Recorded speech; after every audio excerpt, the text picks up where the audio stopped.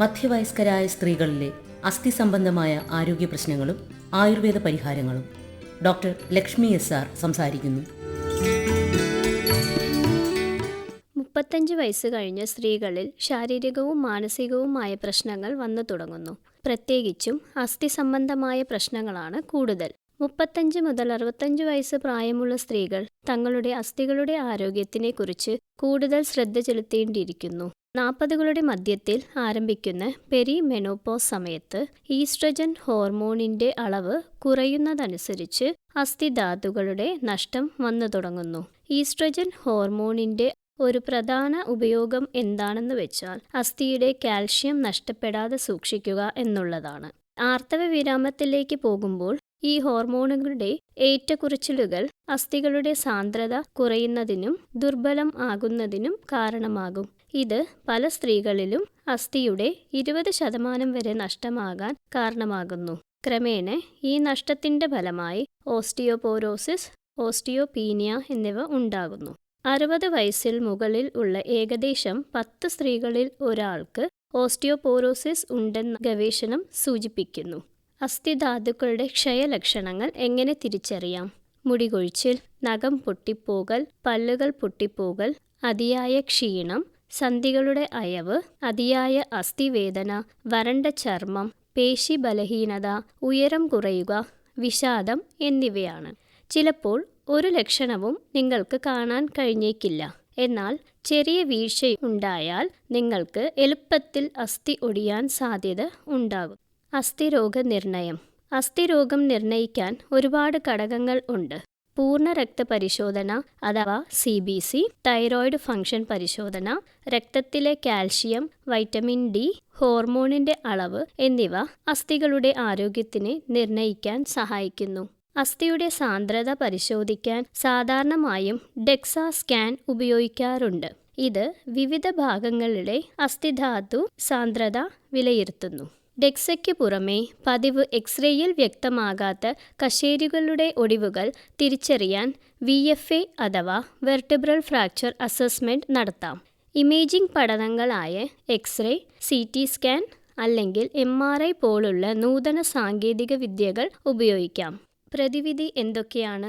Calcium അടങ്ങിയ ഭക്ഷണങ്ങൾ. എല്ലുകളുടെ ആരോഗ്യത്തിന് പ്രധാനപ്പെട്ട ധാതുവാണ് കാൽഷ്യം. കുറഞ്ഞത് ഒരു ദിവസം 1200 മില്ലിഗ്രാം കാൽഷ്യമെങ്കിലും കഴിക്കാൻ ലക്ഷ്യമിടുക.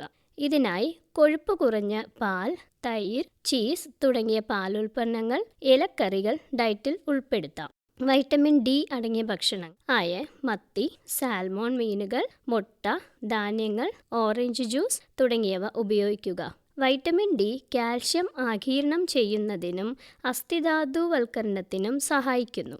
വൈറ്റമിൻ Dയുടെ ഏറ്റവും വലിയ ഉറവിടം സൂര്യപ്രകാശമാണ്. ഇളം വെയിൽ കൊള്ളുക നല്ലതാണ്. മഗ്നീഷ്യം അടങ്ങിയ ഭക്ഷണങ്ങൾ അസ്ഥികളുടെ സാന്ദ്രത നിലനിർത്താൻ സഹായിക്കുന്നു. വൈറ്റമിൻ D, കാൽഷ്യം എന്നിവ നന്നായി ആഗിരണം ചെയ്യാനും സഹായിക്കുന്നു. അതിനാൽ നട്ട്സായ ബദാം, കശുവണ്ടി, വിത്തുകളായ മത്തൻ, സൂര്യകാന്തി, ധാന്യങ്ങൾ എന്നിവ ഉൾപ്പെടുത്താം. പ്രോട്ടീൻ അടങ്ങിയ മുട്ട, മത്സ്യം, മാംസം, പയർവർഗ്ഗങ്ങൾ എന്നിവ കഴിക്കണം. ഒമേഗ 3 ഫാറ്റി ആസിഡ് അടങ്ങിയ ഫാറ്റി മീനുകൾ, ഫ്ലാക്സീഡുകൾ, വാൾനട്ട്സ് എല്ലുകളുടെ ആരോഗ്യത്തിന് ഗുണം ചെയ്യും. ചീര പോലുള്ള വൈറ്റമിൻ K അടങ്ങിയ ഭക്ഷണങ്ങൾ കഴിക്കുന്നത് എല്ലുകൾക്ക് ഗുണം ചെയ്യും. സംസ്കരിച്ച ഭക്ഷണങ്ങൾ ഒഴിവാക്കുക. അത് നിങ്ങളുടെ അസ്ഥികൾക്ക് ദോഷം ചെയ്യും. 8 മുതൽ 9 മണിക്കൂർ ഉറങ്ങുക.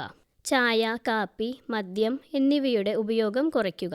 അസ്ഥിയുടെ സാന്ദ്രത വർദ്ധിപ്പിക്കാനുള്ള മികച്ച മാർഗം വ്യായാമമാണ്. വേഗത്തിലുള്ള നടത്തം, നൃത്തം, ഓട്ടം, സ്കിപ്പിംഗ് തുടങ്ങിയ വ്യായാമങ്ങൾ പരിശീലിക്കുക. അസ്ഥിയുടെ ആരോഗ്യം ആയുർവേദത്തിലൂടെ എങ്ങനെ നിലനിർത്താം?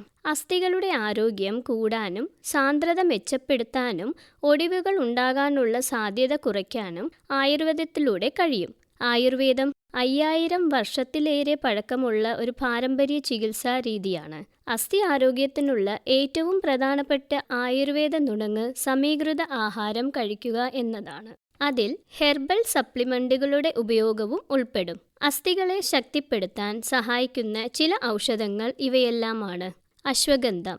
ഇത് വേദനയും വീക്കവും കുറയ്ക്കാനും അസ്ഥിയുടെ കാൽസിഫിക്കേഷനും സഹായിക്കുന്നു. ത്രിഫല. വീക്കം കുറയ്ക്കാനും എല്ലുകളെ ശക്തിപ്പെടുത്താനും സഹായിക്കുന്നു. ഗുൾഗുലു. സന്ധിവേദന കുറയ്ക്കാൻ സഹായിക്കുന്നു. ഇഞ്ചി. ഇത് വീക്കം തടയുകയും അസ്ഥിക്ഷയ നിരക്ക് കുറയ്ക്കുകയും ചെയ്യുന്നു. ശതാവരി. എല്ലുകളെ ശക്തിപ്പെടുത്താൻ സഹായിക്കുന്നു. ഗോക്ഷൂരം. എല്ലുകളുടെ ദൃഢത നിലനിർത്താൻ സഹായിക്കുന്നു.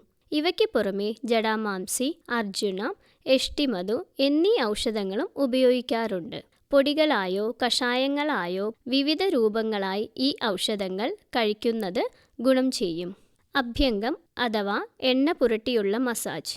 എല്ലുകളുടെയും സന്ധികളുടെയും പോഷണത്തിന് എള്ളെണ്ണയോ അല്ലെങ്കിൽ ധാന്വന്തരം തൈലം, ബലാതൈലം തുടങ്ങിയ എണ്ണകൾ ഉപയോഗിച്ച് മസാജ് ചെയ്യുന്നത് നല്ലതാണ്. സ്വേദന അല്ലെങ്കിൽ ഹെർബൽ സ്റ്റീം ബാത്ത്. വിയർപ്പ് ഉത്തേജിപ്പിക്കുന്നതും വിഷവസ്തുക്കളെ ഇല്ലാതാക്കുന്നതിനും സ്വേദന തെറാപ്പിയിൽ ഔഷധ നീരാവി ഉപയോഗിക്കുന്നു. പോട്ടലി പ്രയോഗം.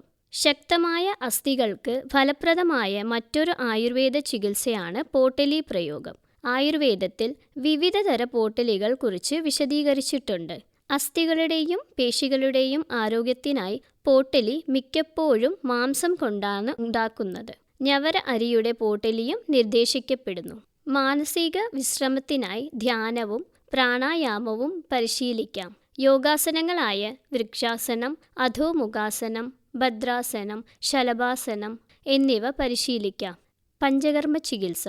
ആയുർവേദ വിഷമുക്ത ചികിത്സകളായ വസ്തി, വിരേചനം എന്നിവ ഒരു വിദഗ്ധ ഡോക്ടറുടെ മേൽനോട്ടത്തിൽ ചെയ്യാവുന്നതാണ്. രസായന തെറാപ്പികൾ. അസ്ഥികൾ ഉൾപ്പെടെയുള്ള കലകളെ ശക്തിപ്പെടുത്തുന്നതിനും പ്രത്യേക ഔഷധ സസ്യങ്ങളുടെയും ഫോർമുലേഷനുകളുടെയും ഉപയോഗം രസായനം അല്ലെങ്കിൽ പുനരുജ്ജീവനം ചികിത്സയിൽ ഉൾപ്പെടുന്നു. ആയുർവേദ പ്രാക്ടീഷണർമാർ അനുയോജ്യമായ രസായന ചികിത്സകൾ ശുപാർശ ചെയ്തേക്കാം. പ്രവാളഭസ്മം, ലാക്ഷാതി ഗുൾഗുലു പോലുള്ള ആന്തരിക മരുന്നുകൾ ഒരു വിദഗ്ധ ഡോക്ടറുടെ മേൽനോട്ടത്തിൽ സേവിക്കാവുന്നതാണ്. എല്ലാ പ്രായത്തിൽ ഉള്ളവരും അസ്ഥി ആരോഗ്യം കാത്തു സൂക്ഷിക്കുക അത്യാവശ്യമാണ്. മധ്യവയസ്സിന് മുൻപ് തന്നെ നമ്മുടെ ശരിയായ ഭക്ഷണക്രമത്തിലൂടെയും ജീവിതശൈലിയിലൂടെയും ഔഷധ സേവനങ്ങളിലൂടെയും അസ്ഥിയുടെ ആരോഗ്യം കാത്തു സൂക്ഷിക്കാം. മധ്യവയസ്കരായ സ്ത്രീകളിലെ അസ്ഥി സംബന്ധമായ ആരോഗ്യ പ്രശ്നങ്ങളും ആയുർവേദ പരിഹാരങ്ങളും ഡോക്ടർ ലക്ഷ്മി എസ്.ആർ. സംസാരിക്കുകയായിരുന്നു ഇതുവരെ.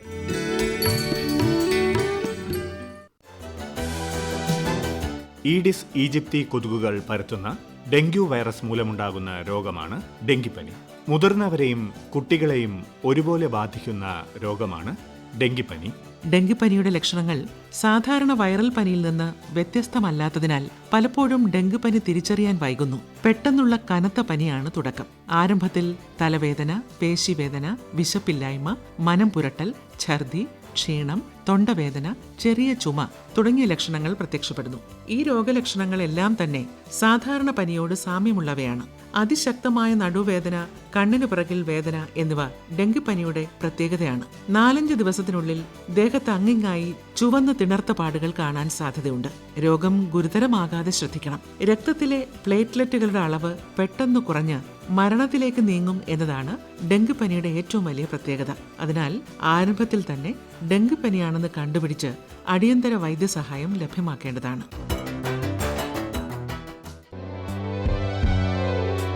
പ്രകാശധാര